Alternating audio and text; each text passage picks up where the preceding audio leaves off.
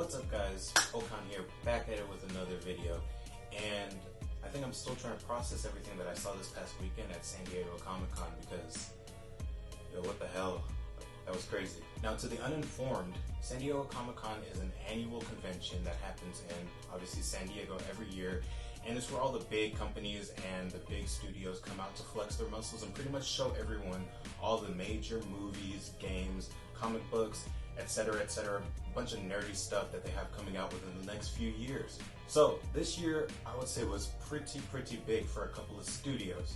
Now, I'm not going to touch on everything that happened because I don't have that kind of time, so I'm just going to brush on a couple things that I thought were super dope, and I'm going to share them with you guys because I thought they were cool, so hopefully y'all think they are too. Quick disclaimer for you guys, I'm going to be jumping in and out of a lot of different topics, and you might not be interested in all of them, so I'm going to put timestamps in the description box below. So if anything I'm talking about does not intrigue you, you can go and click down to one of the timestamps and check out some of the other stuff that I'm talking about. I think we should just jump right into it. Scene change.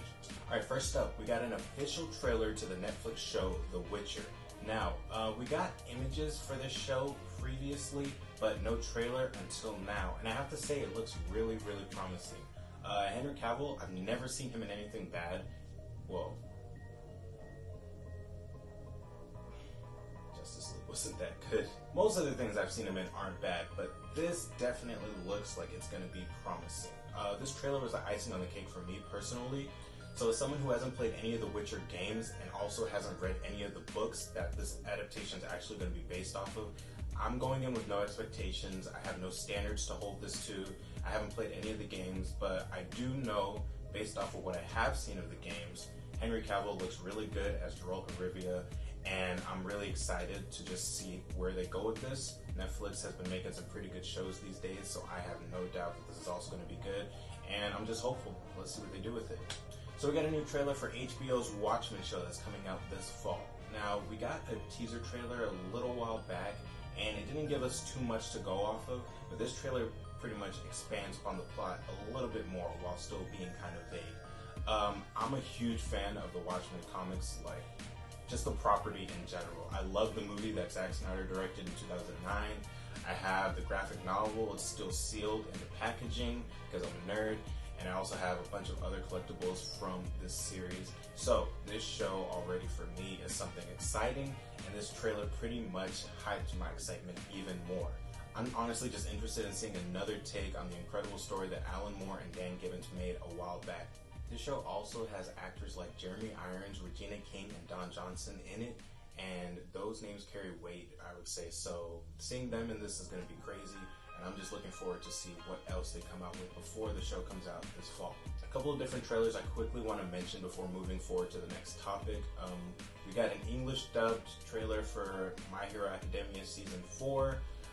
I don't know what would possess you to watch this show in English because it's not good in English in my opinion, but you're entitled to terrible decisions. So if you want to do that, you can do that. But this trailer's in English just for those who don't like the Japanese version, and it shows pretty much the next season. And obviously My Hero is a pretty big anime right now. A lot of people love it, and I love it, so I'm just waiting to see what Season 4 has to bring. Preacher is finally on its 4th and final season, and this quick little trailer gave us a little glimpse at what to look forward to in the upcoming apocalypse in the show. I'm not even gonna lie, I'm a little behind. Like, I'm halfway through Season 3, and I need to catch up, so the trailer was kind of confusing for me, but I've honestly loved this show since it came out. I didn't get a chance to read the graphic novel that it's based off of, but the property is amazing. All the actors are amazing. I love Ruth Negga. I love Dominique. Everybody's great. So I have to catch up on this, and I think if you guys haven't seen it yet, you should watch it and check out the trailer. So there's a Harley Quinn animated series, and it got a short preview, and for lack of better words, it looks very animated, I guess I would say. That sounded super dumb, but I mean that in terms of tone. Like, it just looks very cartoonish. And that also sounded dumb because it's an animation. It is a cartoon, but whatever. Watching this trailer reminded me of a show like Rick and Morty, and I'm not a huge fan of Rick and Morty, but being a comic book property, this is kind of on the fence for me, and I might check it out. I'm probably going to check it out because I love Harley Quinn, and the voice actors seem pretty good, so I'm gonna give it a shot. I always give everything a shot before turning it down, so why not? Moving on from the trailers, a gaming announcement. Now, during Comic-Con and also during E3, there was some gameplay footage shown for Marvel's Avengers, the game by Square Enix, and we haven't seen that footage released officially, but someone actually not just someone, a couple of people leaked that footage on YouTube. Now, I'm not going to show that footage here because I don't want to get copyright strike. Not that they're actually going to watch this video anyway. But still, just to be safe, I'm going to leave the link in the description below in case you guys want to watch it of your own free will. I actually saw the footage for myself. I'm not even going to lie, I like what I saw.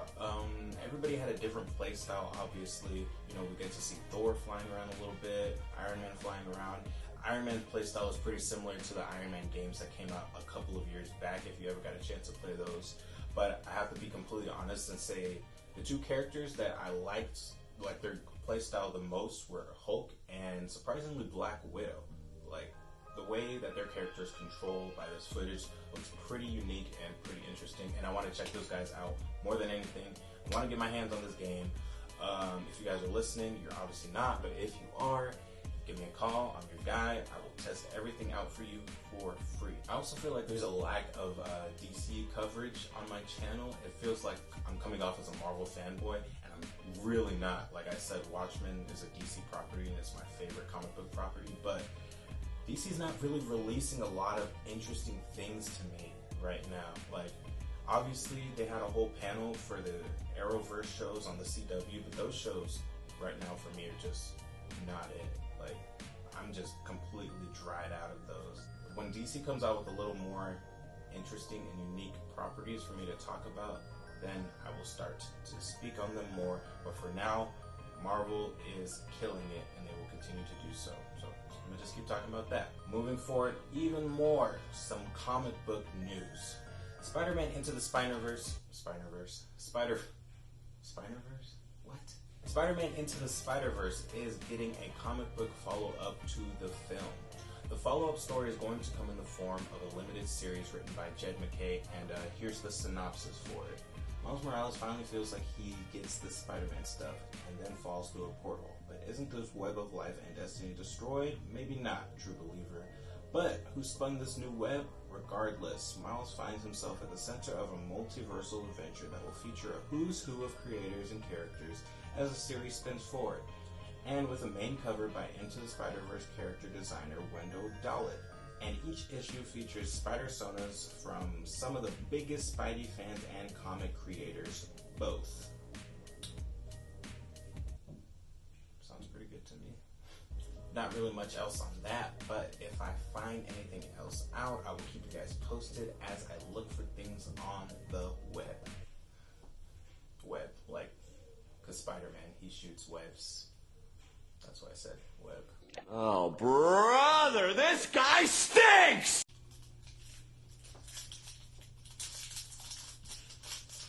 Alright, time for the big guns. Now, Marvel Studios pretty much told everyone to hold their beer as they came out and announced a slate of things coming out in Phase 4 of their cinematic universe, and just completely blew my mind. If I had to describe all of it in a couple of words, it would probably be... Go stupid! Go crazy! Go stupid! Go crazy! Yeah! Go stupid!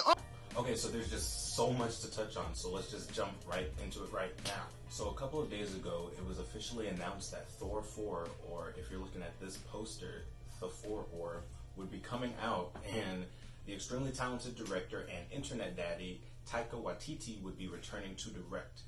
But at Comic-Con, they gave it an official title, and just a bunch of other crazy news came with it. So the official title of Thor 4 is going to be Thor, Love and Thunder. For some reason, when I saw this logo, it kind of reminded me of the old school TV show logo for Thundercats. I don't know why, but it just came to mind. I think one of the biggest shockers about this is Tessa Thompson came on stage and said Valkyrie, being the newly appointed king of Asgard, her first point of duty is going to be to find her queen, and I guess, enter Natalie Portman. Natalie Portman played Jane Foster in the MCU, and she is now returning to reprise her role as Jane Foster, but with a twist. She's actually going to be Thor. Like in the comic books, Mighty Thor, when Jane Foster was Mighty Thor, Natalie Portman's going to be that. In the movies, why not? Of course, that makes perfect sense, because it's about time that they switch things up here.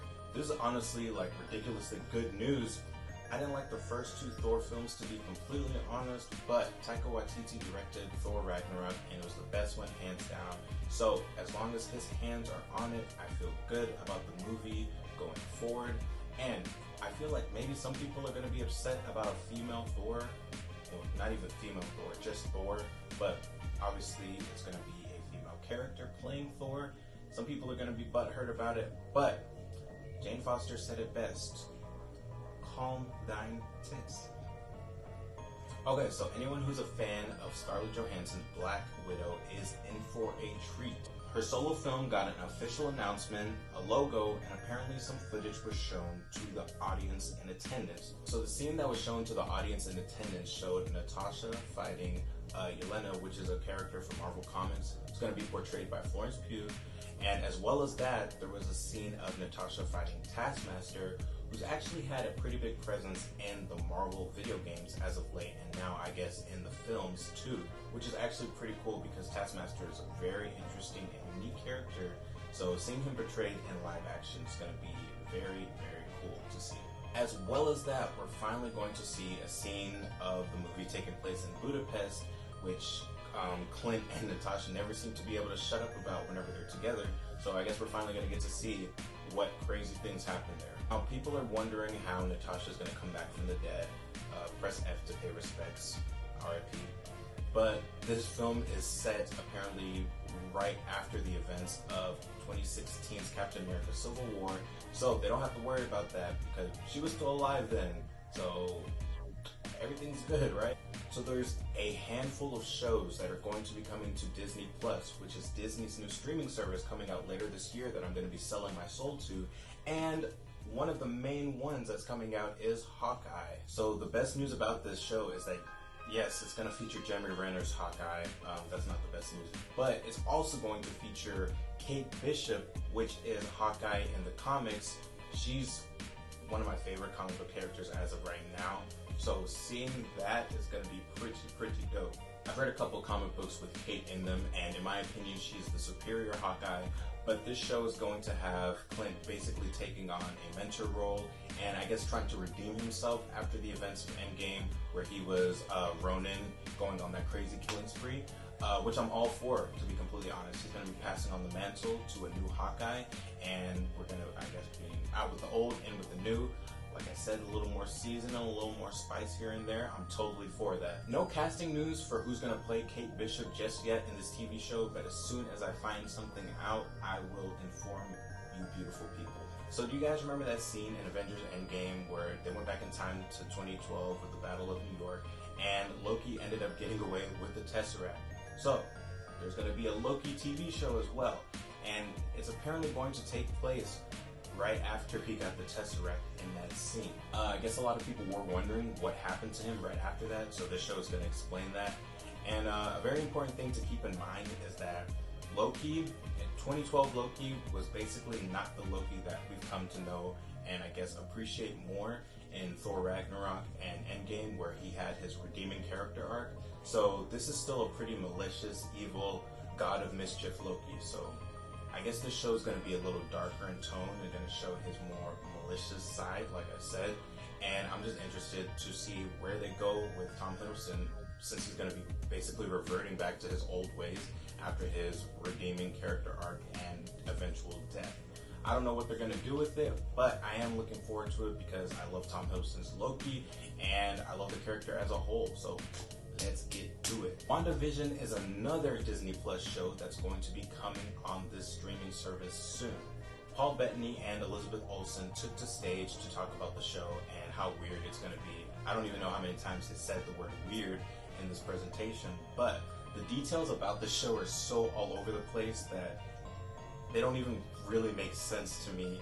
and I don't want to dive too deep into them and give out misinformation, but all I know is Kevin Feige said if you think the logo for the show is weird, wait until you actually see the show.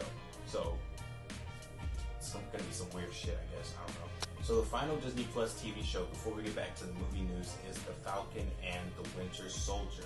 So Anthony Mackie came out on stage with the Captain America shield that he got in Endgame, and of course Sebastian Stan followed suit. Details on this show were also scarce, just like all of the other shows, but it does say that Daniel Bruhl will be returning as Baron Zemo, as the villain of the show, and he's actually going to be sporting his iconic purple suit with the mask and everything. They apparently showed the mask at some point in the presentation, and it got a positive reaction from fans. I think that's pretty cool that they're going to go that route, because obviously he didn't have any form of suit in Captain America Civil War, and his character was kind of a throwaway in the long run, but seeing them bringing him back, it probably means that this show is going to take place somewhere around the time of Civil War as well, because if it's going to be called The Falcon and the Winter Soldier, obviously not present day, because Anthony Mackie's Falcon is not Falcon anymore. He's going to be the new Captain America. So this is probably going to be another show set in the past. And again, these are all miniseries that aren't going to be long term. They're like maybe 6 or 8 episodes each. So they're all going to be interesting. They're all going to be unique. And I am ready to spend time watching them, taking them all in, spending my money on Disney stuff, because they own the world, apparently. Benedict Cumberbatch, the man with the best name in existence, is going to reprise his role as Stephen Strange for the film Doctor Strange in the Multiverse of Madness. And not too much was said about this movie other than the fact that it's apparently going to be something of a horror film. That would be a first for the MCU, and the Multiverse of Madness sounds like it's going to be mad in some way, so I guess that there's going to be a horror element to it, which is going to be interesting because the mystical side of the MCU and Marvel as a whole kind of has some darker elements to it. I mean, the dark arts and all. So seeing them expand upon that, we might get some interesting characters like Nightmare, things like that, maybe Mephisto at some point. So I want to see where they're going to go. Elizabeth Olsen's Scarlet Witch is also going to make an appearance in this movie, and while she was on stage to talk about it, she did say that this is where she actually becomes Scarlet Witch, so to speak. We're not exactly sure what that means, but 2021 is when we're going to find out, because that's going to be the window where this movie comes out in. Shang-Chi being announced was actually pretty wild. Like, we have an Asian superhero as the headlining act in a Marvel film. That's crazy, but this is 2019, so it was only a matter of time, right? So, Simu Liu is actually going to be playing the role of Shang-Chi, and he's something of an unknown talent, but Marvel casted him within 4 days, and that's kind of a big deal, so obviously he did something right to get this role. Awkwafina is also going to be in this movie, which is ridiculously amazing to me because she's super dope. And Tony Leung is going to be playing the Mandarin, the real Mandarin, not the Ben Kingsley Mandarin from Iron Man 3 that was super crappy and corny, and not the real Mandarin. No, this is going to be like the actual Mandarin, the Makluan rings, and the 10 rings, and all that magic. So the movie's full title is Shang-Chi and the Legend of the 10 Rings. And the organization, the 10 Rings, has literally been around since the first Iron Man movie in 2008. They're actually the group that held Tony Stark hostage in that cave in the first movie. So seeing them come to the forefront while they've been an underlying threat in the MCU all this time is going to be interesting. And seeing this cast come together is going to be interesting as well. So I just really want to see what direction they go in with this movie, because I don't know too much about the character myself, but this is going to be a fresh new take for me, and I'm excited nonetheless. Also, I do quickly want to point out that Simu has been tweeting at Marvel since 2014 about getting an Asian American hero in the MCU and the opportunity to play one. So this man's not the example of never giving up and chasing your dreams. I don't know what else is. Never give up. Shoot your shot. Always shoot your shot. Okay, so the MCU ended Phase 3 with a team-up film. So I guess it's only right that they start Phase 4 with another team-up film. But obviously, with fresh faces and a completely new cast that we may be somewhat unfamiliar with, right? And that's where the Eternals come in, because that's going to be a very different type of movie for Marvel in general, I guess I would say. What are the Eternals? They're something of celestial beings that were first introduced in Marvel Comics in the 70s by the late and legendary Jack Kirby, and this is actually going to be possibly risky for Marvel, because while 2014 Guardians of the Galaxy was a completely unknown property for people, Celestials is completely different ballpark, because these are like, they're not gods, but they're like, I would say above gods in terms of status in the MCU. But the cast is immaculate. So let's run down all these names real quick. So first off, the film is being directed by Chloe Zhao, and the cast includes Salma Hayek, which is just perfect. We also have Angelina Jolie being in this movie, which again is just amazing. Richard Madden, Kumail Nanjiani, Brian T. Henry, Paperboy, Leah McHugh, Dawn Lee, and Lauren Ridloff, who is actually a deaf actress playing the first deaf superhero in a live-action film. That's incredible. That's like that level of representation is unreal, and representation matters in films. So getting a deaf actress to play a character who's actually originally deaf is super crazy, and I applaud Marvel for that immensely. A bunch of random things that Kevin Feige actually just threw in there because they didn't have time to bring them up. He was just like, we didn't even mention that we're making Black Panther 2. We didn't even mention the fact that Guardians of the Galaxy 3 is coming. We didn't have time to talk about Captain Marvel 2, by the way. I don't even have time to talk about Fantastic Four, and there's no time left to talk about mutants. So it's like, okay, cool. These things exist, obviously. I guess we'll just have to see what they do with all these other films. But it's exciting to know that he even acknowledged them. That's great. Finally, the last bit of news. The Beast de Resistance, if you will. Two-time Academy Award winner Mahershala Ali is playing Blade in the MCU. I think I almost wet myself when I saw this news, because Mahershala Ali is insanely talented. He's a great actor. And obviously he played Cottonmouth and Luke Cage, but you know, characters can be in two different Marvel projects at once. It's not even a big deal. And technically he's dead, but he's alive because he's playing Blade.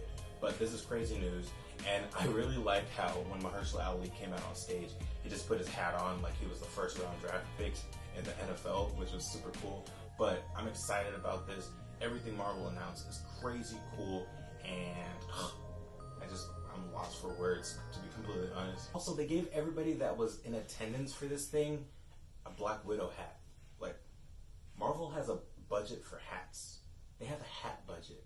There were 7,000 people in that auditorium, and every single person got a hat. Do you know how much money you have to have a hat budget? Like, how much money? Okay. On that note, I'm going to go ahead and close this video out. I know this was very, very Marvel heavy, but they had a lot of amazing things to show this year, and I just wanted to really break down all the things that I enjoyed the most. If you paid attention to anything during San Diego Comic-Con, what did you like the most? Leave a comment below, let me know. I want to know what you guys thought about everything. If you made it this far, thank you for watching. I appreciate the support. And as always, if you like this video, please leave a like and subscribe to see what type of content I take on next. See you guys in the next one.